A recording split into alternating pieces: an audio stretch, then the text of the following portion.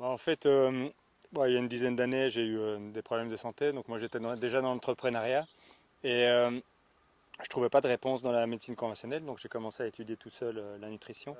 Et donc je suis rentré de mes formations et je me suis mis en chasse d'une terre. Et puis voilà, donc j'ai commencé à expérimenter les différentes techniques sur une parcelle de 3 hectares ici autour de Bruxelles. Et ce qu'on essaie de faire, c'est de réintégrer tout ce travail de recherche variétale dans un système dans son ensemble. Donc créer un écosystème productif centré sur l'arbre et essayer d'intégrer toutes ces données. Forêt nourricière, c'est observer comment fonctionne justement juste la nature. Et donc l'idée, c'est d'intégrer ces observations dans des systèmes de production. Si on veut atteindre un niveau un niveau de densité nutritionnelle et de nourrir correctement par notre population, j'ai l'impression que la forêt a vraiment un rôle à jouer parce que pour moi c'est un système pratiquement parfait. Il n'y a rien qui se perd, tout est récupéré, tout est recyclé. Ici, moi je trouve la difficulté qu'on a dans un climat tempéré, c'est les variations de température.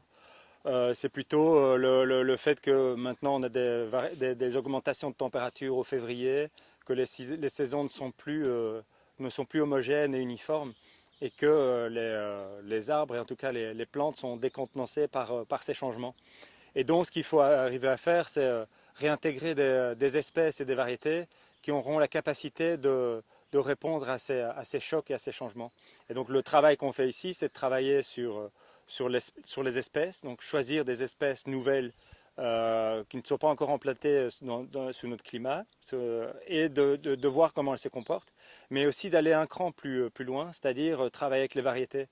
Et parce qu'au sein même d'une espèce, on peut trouver des plantes qui sont beaucoup plus résistantes ou nettement moins résistantes. Mais je pense qu'en fait, c'est un équilibre qui est très compliqué à trouver quand on veut avoir un lieu parfaitement naturel qui soit extrêmement productif et qui puisse nourrir aussi la population. Donc je pense que cet équilibre-là, j'espère qu'on pourra le trouver entre des zones plutôt sauvages et des zones productives où on essaie de produire de la manière la plus vertueuse possible. LifeTerra is co-financed by the European Commission through the LIFE program.